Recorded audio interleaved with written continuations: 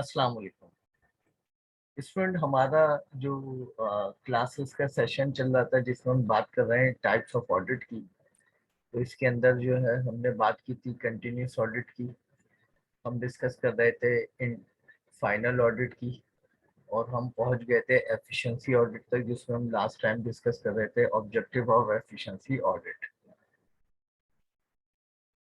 अब हम बात कर रहे हैं, आज जो हम क्लास स्टार्ट कर रहे हैं वो है हमारा टाइप्स ऑफ ऑडिट में इंटरनल ऑडिट। मैंने स्टार्टिंग की क्लासेस में आपसे जिक्र किया था कि बुनियादी तौर पे ऑडिट दो तरह के होते हैं। एक ऑडिट होता है जिसको हम कहते हैं इंटरनल ऑडिट, और एक ऑडिट होता है जिसको कहते हैं external audit.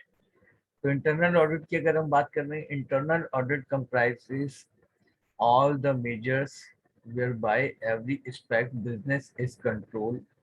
A businessman want to control the internal function of business in such a way as to examine profit and reduce to minimal level of possibilities of error and fraud. बुनियादी तौर पर जब organisation internal audit conduct कराती है तो उसका जो main objective होता है वो होता है ऑर्गेनाइजेशन में जितने भी बिजनेस फंक्शंस हैं उन फंक्शंस के अंदर जो है हम अपनी कंट्रोलिंग को श्योर करें और अपनी कंट्रोलिंग को मैक्सिमम लेवल पर इन्हेंस करके अपने गोल्स एंड ऑब्जेक्टिव को एफिशिएंटली एंड इफेक्टिवली अचीव करें। जैसे मैंने लास्ट क्लास में बताया था कि ऑर्गेनाइजेशन अकॉर्डिंग टू साइज तीन तरह की होती है। एक ऑर्गेनाइजेशन होती है स्मॉल, एक ऑर्गेनाइजेशन होती है मीडियम, और एक ऑर्गेनाइजेशन होती है लार्ज।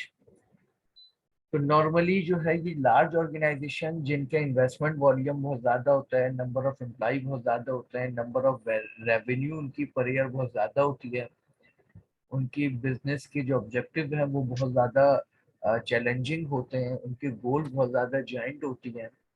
तो ऐसी ऑर्गेनाइजेशन के अंदर अपनी कंट्रोलिंग को श्योर करने के लिए, अपने बिजनेस फंक्शन को एफिशिएंट और इफेक्टिव बनाने के लिए, अपनी प्रॉफिटेबिलिटी को मैक्सिमाइज करने के लिए, और ड्यूरिंग द बिजनेस फंक्शन किसी भी नौइयत की वैरायटी ऑफ एरर और किसी भी किस्म के फ्रॉड को रोकने के लिए ऑर्गेनाइजेशन जो अरेंजमेंट करती है इंटरनली कंट्रोलिंग के लिए, वो कहलाता है इंटरनल ऑडिट।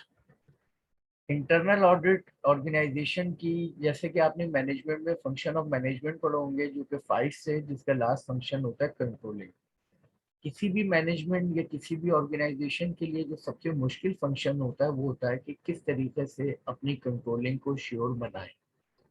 कंट्रोलिंग की डेफिनेशन आपको पता होनी चाहिए कि कंट्रोलिंग मींस कि हम किस तरह से काम करना चाहते हैं और किस तरह से कर रहे हैं।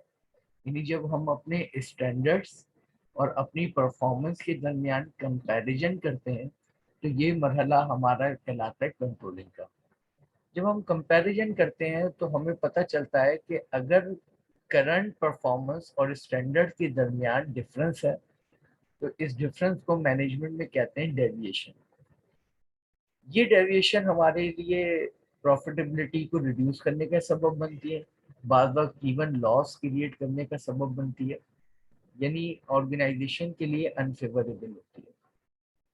तो इस कंट्रोलिंग को यानी अपनी परफॉर्मेंस को अकॉर्डिंग टू स्टैंडर्ड मेंटेन करने के लिए, ताकि हम डिजायर्ड रिजल्ट हासिल कर सकें अपनी परफॉर्मेंस के जरिए, तो हमें ज़रूरत होती है कि हम अपनी कंट्रोलिंग को बहुत ज़्यादा श्योर करें, कंट्रोलिंग को बहुत ज़्यादा स्ट्रॉन्ग करें, कंट्रोलिंग को प्रैक्टिकली एग्जीक्यूट करें।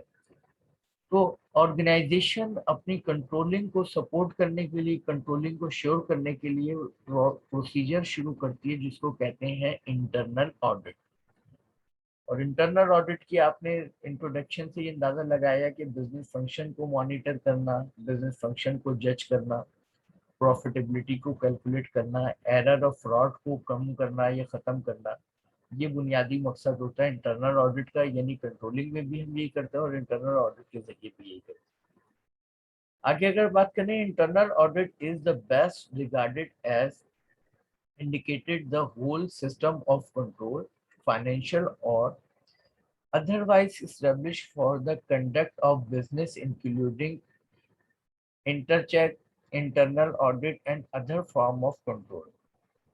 इंटरनल ऑडिट का जो बुनियादी मकसद है वो होता है पूरी ऑर्गेनाइजेशन का जो सिस्टम है, जो भी ऑर्गेनाइजेशन के अंदर एक्टिविटीज हैं, ग्रुप ऑफ एक्टिविटीज हैं, प्रोसीजर्स हैं, प्रोजेक्ट्स हैं, जिस भी डोमेन में परफॉर्मेंस चल रही है उस ओवरऑल परफॉर्मेंस को कंट्रोल करना, फाइनेंशियल पॉइंट ऑफ व्यू से या नॉन फाइनेंशियल दीगर पॉइंट ऑफ व्यू से।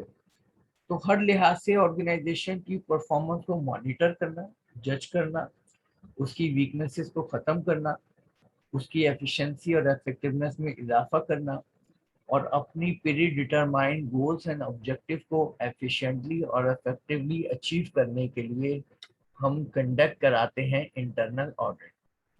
इंटरनल ऑडिट का एक और बहुत फायदा होता है कि वो ऑर्गेनाइजेशन जहाँ पे प्रॉपर इंटरनल ऑडिट होता है, ऐसी ऑर्गेनाइजेशन जब फाइनल ऑडिट यानी जो पीरियोडिकल ऑडिट हमने लास्ट टाइम डिस्कस किया था वो कंडक्ट कराती है, तो इंटरनल ऑडिट बहुत ज़्यादा सपोर्टिव रोल प्ले करता है आपके फाइनल ऑडिट, कंप्लीट ऑडिट को। क्योंकि जब ऑर्गेनाइजेशन में कंट्रोलिंग स्मूथ होती है तो फाइनल ऑडिट में एरर्स की वैरायटी ना होने के बराबर होती है, फ्रॉड की पॉसिबिलिटीज ना होने के बराबर होती है। और यही वजह है कि फाइनल ऑडिटर जो कि एक्सटर्नल ऑडिटर होता है वो अपनी रिस्पॉन्सिबिलिटी को स्पीडी यानी एफिशिएंटली एग्जीक्यूट करने में कामयाब हो जाता है। वो ऑर्गेनाइजेशन जो इंटरनल ऑडिट नहीं एग्जीक्यूट करती, ऐसी ऑर्गेनाइजेशन के लिए कंप्लीट ऑडिट यानी फाइनल ऑडिट भी बहुत ज़्यादा चैलेंजिंग हो जाता है, क्योंकि वहाँ पर बहुत लार्ज वैरायटी एरर्स की भी होती है, वहाँ पे फ्रॉड की भी पॉसिबिलिटी ज़्यादा होती है, और वहाँ पर बहुत सारे मसाइल होते हैं due to lack of controlling, वहाँ पे कंट्रोलिंग वीक होने की वजह से। तो यही वजह है कि जैसे जैसे ऑर्गेनाइजेशन का साइज ग्रोथ की वजह से बढ़ता जाता है तो ऑर्गेनाइजेशन की ज़रूरत में इजाफा होता है कि वो लाजमी तौर पर इंटरनल ऑडिट को परफॉर्म करे, इंटरनल ऑडिट को एग्जीक्यूट करे, इंटरनल ऑडिटर को अपॉइंट करे जो कि रिस्पॉन्सिबल हो ऑर्गेनाइजेशन के ओवरऑल फंक्शन का।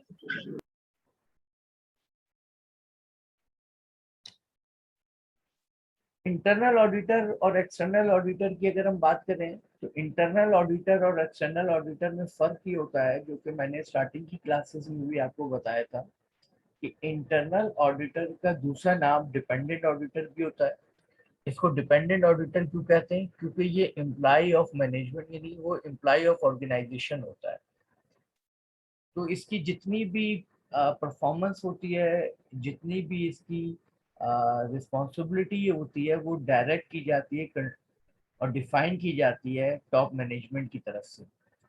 जबकि एक्सटर्नल ऑडिटर का दूसरा नाम इंडिपेंडेंट ऑडिटर होता है। इसको इंडिपेंडेंट ऑडिटर इसलिए कहते हैं क्योंकि ये किसी ऑर्गेनाइजेशन का एम्प्लॉय नहीं होता, बल्कि एक सेल्फ एक ऑडिट फर्म होती है, और इसका जो मेन काम होता है वो डिफरेंट ऑर्गेनाइजेशन के ऑडिट की रिस्पॉन्सिबिलिटी को बेयर करना। तो ये जो इंडिपेंडेंट ऑडिटर होता है इसकी कॉर्पोरेट सेक्टर में डिमांड ज़्यादा होती है as compare to internal audit.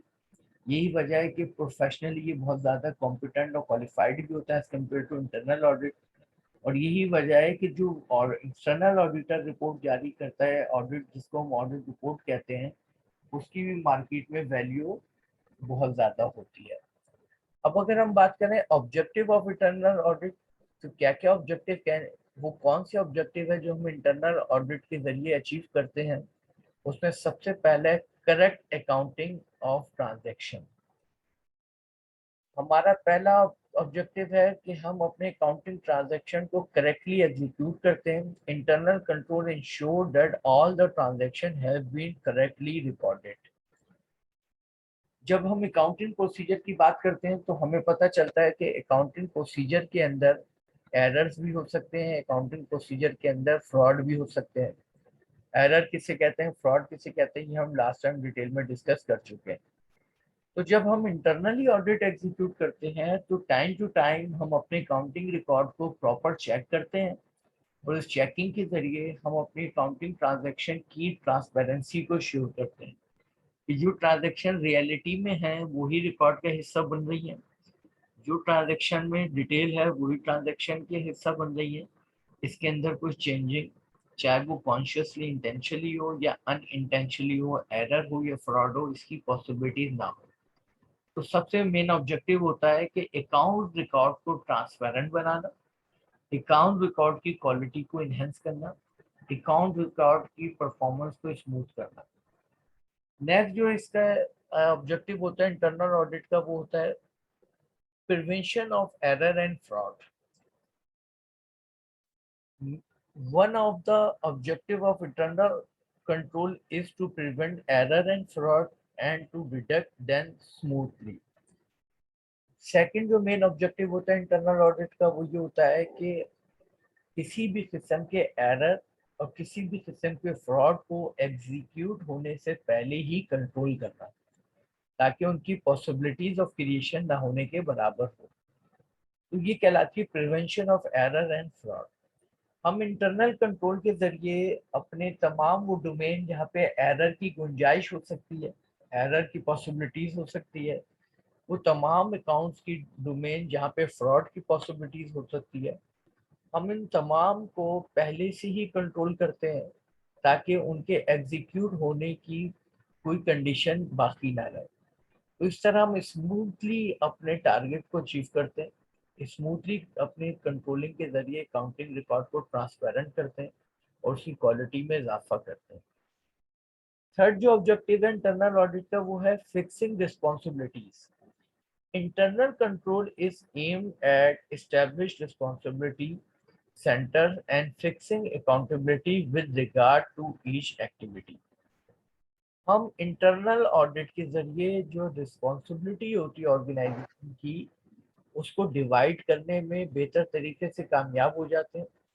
और इस तरह हम ऑर्गेनाइजेशन की जो हायरार्की ऑफ मैनेजमेंट होती है, इसके अंदर जो division of group activities, performance की जो एक्टिविटीज के ग्रुप्स होते हैं, उन ग्रुप्स के दरमियान में उनकी रिस्पॉन्सिबिलिटीज को वाज़ा करने में, उनकी रिस्पॉन्सिबिलिटी की तजवीज़ करने में, उनकी रिस्पॉन्सिबिलिटी को उनको हैंड ओवर करने में कामयाब हो जाते हैं। किसी भी ऑर्गेनाइजेशन की परफॉर्मेंस के जो मेन परफॉर्मेंस के अंदर जो मेन रोल होता है, वो रियलाइजेशन ऑफ रिस्पॉन्सिबिलिटी होता है। और ये रियलाइजेशन ऑफ रिस्पॉन्सिबिलिटी उस वक्त तक नहीं हो सकता जब तक आप उनकी रिस्पॉन्सिबिलिटी को क्लियर कट एक्सप्लेन ना करें कि किस ग्रुप की क्या रिस्पॉन्सिबिलिटी है। इंटरनल ऑडिटर के जरिए अगर किसी भी किस्म का रिस्पॉन्सिबिलिटी की डेलीगेशन में, रिस्पॉन्सिबिलिटी की तजवीज़ करने में कोई कंफ्यूजन होता है, तो हम उसके कंफ्यूजन को ख़त्म करके इस बात को क्लियर करते हैं कि किस हायरार्की ऑफ मैनेजमेंट में किस ग्रुप की, किस डिपार्टमेंट की क्या रिस्पॉन्सिबिलिटी है, जिससे हमारी ऑर्गेनाइजेशन की परफॉर्मेंस श्योर हो जाती है। फोर्थ जो ऑब्जेक्टिव है हमारा इंटरनल ऑडिट का, वो है safety of assets. The safety of assets is also an important objective of internal audit. Organization according to size, चाहे स्मॉल हो, मीडियम हो या लार्ज हो, उस ऑर्गेनाइजेशन के अंदर एक large investment in the shape of assets involve होती है। और इन एसेट्स को सिक्योर करना ये ऑर्गेनाइजेशन की मैनेजमेंट की रिस्पॉन्सिबिलिटी होती है। जब हम एसेट्स की सेफ्टी की बात करते हैं, तो उसका मकसद ये होता है कि एसेट्स को प्रॉपर यूटिलाइज करना, एसेट्स को मिसयूज से बचाना, और एसेट्स को यानी मैक्सिमम लेवल पे अपने एसेट से बेनिफिट हासिल करना। अक्सर ऑर्गेनाइजेशन की प्रॉफिटेबिलिटी की कम होने की वजह या ऑर्गेनाइजेशन के लॉसेस फेस करने की वजह ये होती है कि जब वो ऑर्गेनाइजेशन अपने एसेट्स को सिक्योर नहीं कर पाती, यानी अपने एसेट्स को प्रॉपर यूटिलाइज नहीं कर पाती। इंटरनल ऑडिट के जरिए हम अपने एसेट्स की सेफ्टी करते हैं, यानी एसेट्स को प्रॉपर यूटिलाइज करते हैं, जिससे ऑर्गेनाइजेशन अपने डिजायर्ड रिजल्ट हासिल करने में कामयाब हो जाती है। फिफ्थ जो ऑब्जेक्टिव है इंटरनल ऑडिट का, वो है efficiency and improvement in performance. किसी भी ऑर्गेनाइजेशन की सक्सेस और फेलियर में जो मेन रोल होता है, वो उस ऑर्गेनाइजेशन की एफिशिएंसी और इफेक्टिवनेस होती है। अगर एफिशिएंसी और इफेक्टिवनेस ज्यादा होगी तो ऑर्गेनाइजेशन सक्सेस की तरफ जाएगी। अगर ऑर्गेनाइजेशन की एफिशिएंसी और इफेक्टिवनेस लो होगी तो ऑर्गेनाइजेशन लॉस की तरफ जाएगी। तो हर ऑर्गेनाइजेशन की मैनेजमेंट की कोशिश होती है कि किसी भी तरह अपनी परफॉर्मेंस में इम्प्रूवमेंट लाई जाए, यानी अपनी एफिशिएंसी और इफेक्टिवनेस को बढ़ाया जाए। Internal control has also the objective of bringing forth efficiency in the utilization of material, labor, plant, capital, and thereby improving overall performance of the enterprises. किसी भी ऑर्गेनाइजेशन के अंदर खास तौर पे मैन्युफैक्चरिंग के अंदर organization according to nature of वो तीन तरह की होती है। एक होती है मैन्युफैक्चरिंग, एक होती है नॉन मैन्युफैक्चरिंग और एक होती है सर्विसेज।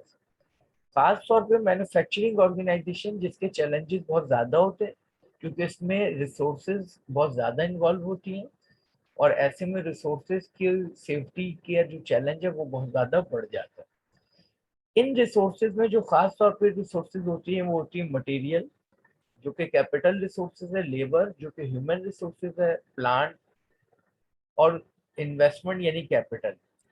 इन तमाम को हम इस तरीके से यूटिलाइज करें कि हमारी एफिशिएंसी यानी मिनिमम इनपुट से मैक्सिमम आउटपुट अचीव हो और हम अपने ऑब्जेक्टिव को एफिशिएंटली और इफेक्टिवली हासिल करने में कामयाब हो जाए। तो हमारे लिए ज़रूरी है कि हम अपनी कंट्रोलिंग को श्योर करें और इस कंट्रोलिंग का दारोमदार हमारे इंटरनल ऑडिट पर होता है। हर वो ऑर्गेनाइजेशन यहाँ पे बहुत ही स्ट्रिक्टली इंटरनल ऑडिट एग्जीक्यूट किया जाता है वहाँ ऑटोमेटिकली कंट्रोलिंग इम्प्रूव हो जाती है और इस तरह हम अपनी एफिशिएंसी और अपनी परफॉर्मेंस को इम्प्रूव करने में कामयाब हो जाते हैं। सिर्फ जो ऑब्जेक्टिव हम अचीव करते हैं थ्रू आउट इंटरनल ऑडिट वो है to facilitate statutory audit. One of the objective of internal audit is to make the job of statutory audit facile। Statutory audit बुनियादी तौर पे वो फाइनल ऑडिट होता है जो दो फाइनेंशियल ईयर के दरमियान में किया जाता है। इसको स्टेचुरी ऑडिट इसलिए कहते हैं क्योंकि ये ऑडिट कराना कंपलसरी होता है, ज़रूरी होता है, खास तौर पे पब्लिक लिमिटेड कंपनीज के लिए कि अगर वो at the end of financial year audit नहीं कराएंगी तो उनको फ्यूचर में अपनी परफॉर्मेंस को कंटिन्यू रखने में मुख्तलिफ क्राइसिस का सामना करना पड़ सकता है। तो ये मैंडेटरी होता है, इसलिए इसको हम जो है स्टेचुरी ऑडिट कहते हैं। ये स्टेचुरी ऑडिट उस वक्त मुश्किल तरीन हो जाता है जब किसी ऑर्गेनाइजेशन का साइज लार्ज हो और वहां पर इंटरनल ऑडिट ना एग्जीक्यूट किया जाता हो। तो यहाँ पर जो रिस्पॉन्सिबिलिटी होती है फाइनल ऑडिट यानी स्टेचुरी ऑडिट की वो बहुत ज़्यादा बढ़ जाती है और ऐसे में ऑडिट के दरमियान भी पॉसिबिलिटीज क्रिएट हो सकती है क्योंकि वर्कलोड बहुत ज़्यादा होता है और टाइम स्पेंड कम होता है जो मुख्तलिफ किस्म के फ्रॉड या एरर पास आउट होते हैं। ऐसी ऑर्गेनाइजेशन लाजमी तौर पे इंटरनल ऑडिट को परफॉर्म करती है ताकि स्टेचुरी ऑडिट जो है वो मैक्सिमम लेवल पे एफिशिएंट और इफेक्टिव हो सके और स्टेचुरी ऑडिट को कंडक्ट करना में आसानी पैदा हो सके। 7 जो ऑब्जेक्टिव हम अचीव करते हैं थ्रू आउट इंटरनल ऑडिट वो है check the arrangement of the safety of assets and their proper account। हम चेक करते हैं कि हमारे जो एसेट्स हैं इनकी एलोकेशन यानी इनकी अरेंजमेंट कैसी है, यानी रिसोर्सेज को जो हम एलोकेट कर रहे हैं वो एलोकेशन हमारी सही है या नहीं है, किस डिपार्टमेंट को कितने रिसोर्सेज, किस ग्रुप ऑफ एक्टिविटी को कितने एसेट्स मिलने चाहिए। अगर हम उसकी ज़रूरत से कम एसेट्स उनको देंगे तो भी परफॉर्मेंस वीक होगी और अगर ज़रूरत से ज़्यादा देंगे तो उससे हमारी कॉस्ट बढ़ जाएगी और एसेट मिसयूज होंगे। तो इस चीज़ के लिए ज़रूरी होता है कि हम प्रॉपर अरेंजमेंट करें अपने एसेट्स की सेफ्टी की और फिर हम प्रॉपर मेंटेन करें एक अकाउंटिंग रिकॉर्ड ताकि हमारे फाइनेंशियल अफेयर जो है ट्रांसपेरेंट हो और वो सही पिक्चर वादा करें हमारी फाइनेंशियल कंडीशन की। तो इन दोनों चीज़ों में जो अहम रोल होता है वो इंटरनल ऑडिट का होता है जिसके जरिए हम अपने एसेट की सेफ्टी भी करते हैं और अपने अकाउंटिंग रिकॉर्ड को भी मेंटेन करते हैं। 8 ऑब्जेक्टिव जो हम अचीव करते हैं इंटरनल ऑडिट के जरिए वो होता है इम्प्रूवमेंट इन प्रोसीजर्स। अब यहाँ पर पहली बात ये कि प्रोसीजर्स किसे कहते हैं। प्रोसीजर्स कहते हैं, अगर सिंपली प्रोसीजर्स की डेफिनेशन डिफाइन करें व्हाट एक्चुअली प्रोसीजर इज, तो प्रोसीजर कहते हैं कि किसी भी काम को करने का उसका वो आइडियल वे, वो बेहतरीन तरीका जिससे हम कम से कम ज़हमत में बेहतर से बेहतर तरीके से उस काम को करके अपने डिजायर्ड रिजल्ट हासिल करने में कामयाब हो जाए, इसको हम कहते हैं प्रोसीजर। यानी हम हर काम को एक खास सिस्टमेटिक प्रोसेस या प्रोसीजर के जरिए एग्जीक्यूट करते हैं। हर खास काम किसी खास स्टार्टिंग पॉइंट से शुरू होता है और वो किसी खास एंडिंग पॉइंट पर जाकर एंड होता है। एग्जाम्पल के तौर पे हम मैनेजमेंट के प्रोसीजर को ले लेते हैं कि जब कोई ऑर्गेनाइजेशन मैनेजमेंट एग्जीक्यूट करती है तो उसका भी खास प्रोसीजर है जो प्लानिंग से शुरू होकर ऑर्गेनाइजिंग, स्टाफिंग एंड कंट्रोलिंग पे जाकर एंड होता है। तो पता चला इसका स्टार्टिंग पॉइंट है प्लानिंग और एंडिंग पॉइंट है कंट्रोलिंग। तो ये मैनेजमेंट के खास प्रोसीजर है।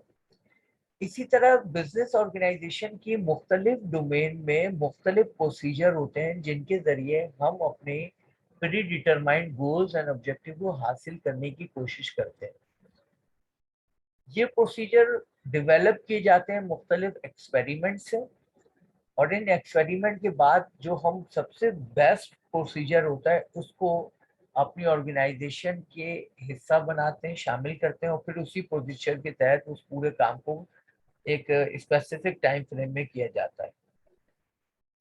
हम हर प्रोसीजर को फॉलो करने के बाद, अपने प्लान का हिस्सा बनाने के बाद उस पर फ्यूचर में और वर्किंग करते हैं ताकि मजीद इसमें कोई इम्प्रूवमेंट की गुंजाइश हो तो उसको इम्प्रूवमेंट को हासिल किया जा सके, प्रोसीजर की वीकनेसेस को ख़त्म किया जा सके, प्रोसीजर की इफेक्टिवनेस में इजाफा किया जा सके। इंटरनल ऑडिटर जो एक मेन काम करता है वो ये होता है कि जितने भी प्रोसीजर ऑर्गेनाइजेशन में चल रहे होते हैं उन प्रोसीजर को वो डीपली मॉनिटर करता है, उस प्रोसीजर में मुख्तलिफ वीकनेसेस को डिटेक्ट करता है और फिर इनको इम्प्रूव करके, उन प्रोसीजर को इम्प्रूव करके बेहतर से बेहतर लेवल पे लाने की कोशिश करता है। तो ये भी बहुत बड़ा फायदा होता है जो कि इंटरनल ऑडिटर के जरिए हो सकता है, अदरवाइज जो है इस ऑब्जेक्टिव का हासिल करना मुश्किल होता है। 9 ऑब्जेक्टिव जो हम अचीव करते हैं इंटरनल ऑडिट के जरिए वो होता है चेक, कमिटमेंट इन प्लानिंग। आप अगर कॉर्पोरेट सेक्टर में ऑब्जर्व करें तो आपको पता चलेगा वो तमाम ऑर्गेनाइजेशन जो प्रॉफिट की जगह लॉसेस फेस कर रही हैं, जो सक्सेस की जगह फेलियर की तरफ जा रही हैं, तो उनके फेलियर या लॉसेस में अहम रोल डेफिनेटली प्लानिंग का होता है। लेकिन ज़्यादातर ऑर्गेनाइजेशन लॉसेस फेस करती हुई या फेलियर की तरफ जाती हुई वो मिलेंगी कि जिनके प्लान गलत नहीं होगा। प्लान मैक्सिमम तकरीबन हर ऑर्गेनाइजेशन का बेहतर होता है, लेकिन वो अच्छे प्लान के बावजूद फेलियर की तरफ इसलिए जाती हैं, प्रॉफिट की जगह लॉस इसलिए फेस करती हैं क्योंकि वो वहाँ की मैनेजमेंट और एम्प्लॉइज कमिटेड नहीं होते, वो अपनी ऑर्गेनाइजेशन के प्लान के अकॉर्डिंगली परफॉर्म नहीं करते। और यही वजह है कि ऑर्गेनाइजेशन के प्लानिंग के बाद जो सबसे अहम चीज़ होती है वो होती है इम्प्लीमेंटेशन, कि आप अपने बताए गए, बनाए गए, दिए गए प्लान के मुताबिक परफॉर्मेंस एग्जीक्यूट कर रहे हैं या नहीं कर रहे हैं। इंटरनल ऑडिटर का जो मेन काम होता है वो ये चेक करना होता है कि ओवरऑल ऑर्गेनाइजेशन का जो मेन प्लान है, फिर उसके जो सब प्लान है, ये हिरार्की ऑफ मैनेजमेंट में मेन प्लान टॉप मैनेजमेंट बनाती है और सब प्लान उसकी हिरार्की ऑफ मैनेजमेंट में मिडिल मैनेजमेंट और फर्स्ट लाइन मैनेजमेंट बनाती चली जाती है ताकि उस पर अमल किया जा सके। आया हमारी इम्प्लीमेंटेशन हमारे अकॉर्डिंग टू मेन प्लान है या नहीं है। अगर अगर हमारी इम्प्लीमेंटेशन हमारे मेन प्लान के अकॉर्डिंगली होगी तो हम अपने pre determined goal and objective को अचीव करने में कामयाब हो जाएंगे। और अगर हमारी इम्प्लीमेंटेशन कुछ और है और प्लान कुछ और है तो इसका मकसद है कि डेफिनेटली हम अपने pre determined goals and objective को अचीव करने में नाकाम हो जाए। और यही वो रीज़न होगा कि हम प्रॉफिट की जगह लॉस फेस करेंगे, हम सक्सेस की बजाय फेलियर की तरफ जाएंगे। तो ये एक अहम ऑब्जेक्टिव होता है कि हम देखते हैं कि हमारी जो मैनेजमेंट है वो कितनी कमिटेड है अपनी प्लानिंग के अंदर, यानी वो कितना अपने प्लान पे अमल कर रहे हैं। लास्ट जो ऑब्जेक्टिव हम हासिल करते हैं इंटरनल ऑडिट के जरिए वो होता है टू रिव्यू।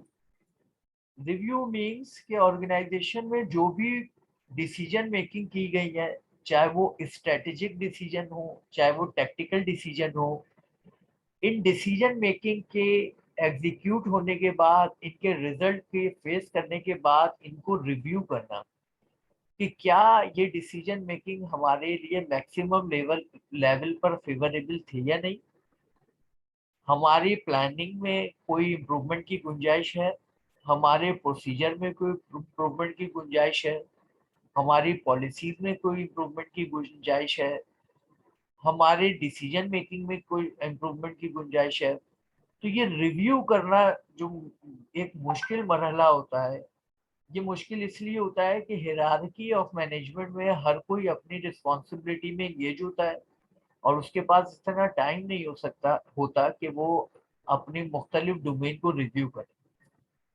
इंटरनल ऑडिट यहाँ पे मेन रोल प्ले करता है और वो हर डोमेन में रिव्यू के जरिए वहाँ की वीकनेसेस को हाईलाइट करता है ताकि उन वीकनेसेस को एलिमिनेट करके हम मैक्सिमम लेवल पर अपनी एफिशिएंसी और इफेक्टिवनेस को हासिल करने में कामयाब हो जाए।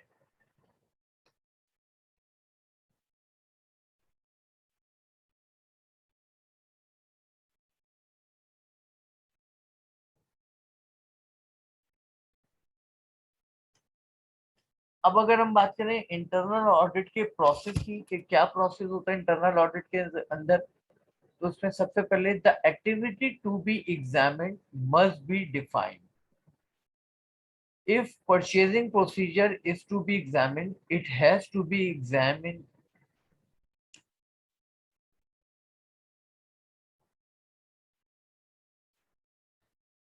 If purchasing procedure is to be examined, it has to be examined. It has to be determined whether the purchasing activity shall include only the purchase of material. Internal audit के अंदर जो सबसे अहम चीज होती है वो होती है इसकी क्लैरिफिकेशन, इसको क्लैरिफाई करना कि आप इंटरनल ऑडिट के अंदर जिन एक्टिविटीज को एग्जामिन करेंगे उन एक्टिविटीज की डिटेल एक्सप्लेनेशन होना बहुत जरूरी है। अगर डिटेल एक्सप्लेनेशन नहीं होगी तो यहाँ पे कंफ्यूजन क्रिएट हो जाएगा।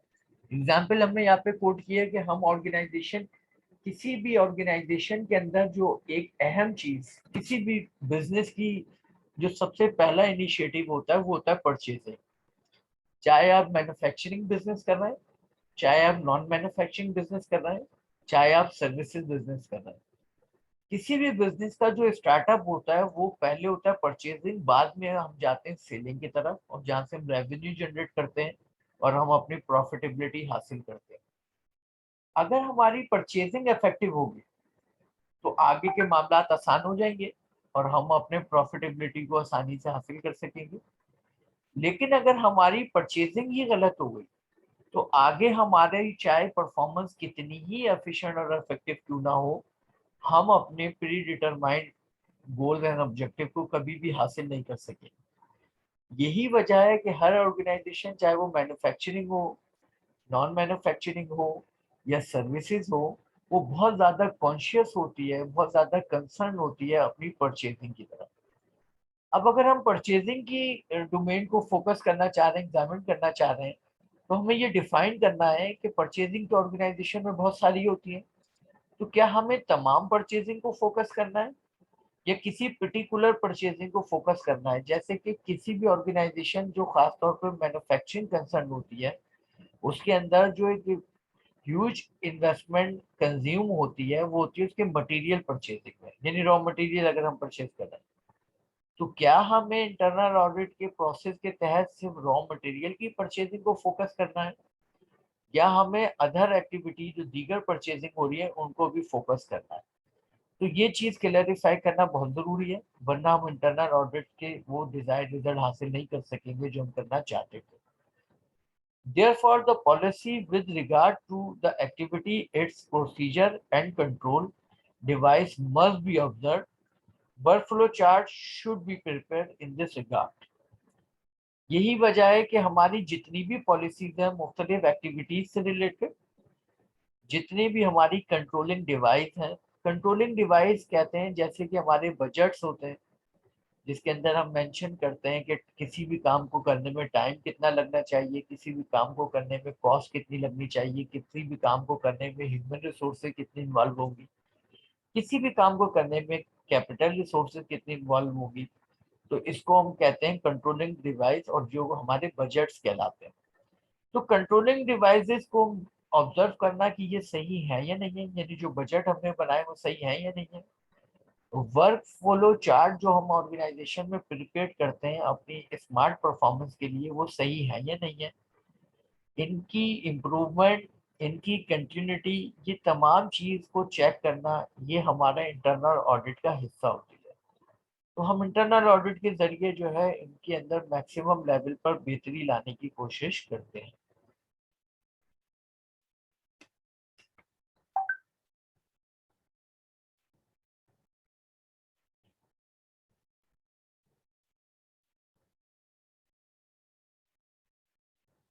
आज की क्लास में अब ये टाइम हमारा एंडिंग की तरफ आ गया, लास्ट 5 और 6 मिनट रह गए, तो उसमें मैं आपके क्वेश्चन एंड आंसर का सेशन हम रखेंगे। तो अभी हम अब इस सेकंड सेक्शन को यहीं पे स्टॉप करेंगे और इंशाल्लाह नेक्स्ट क्लास में हम इसको यहीं से कंटिन्यू करेंगे। अल्लाह हाफिज।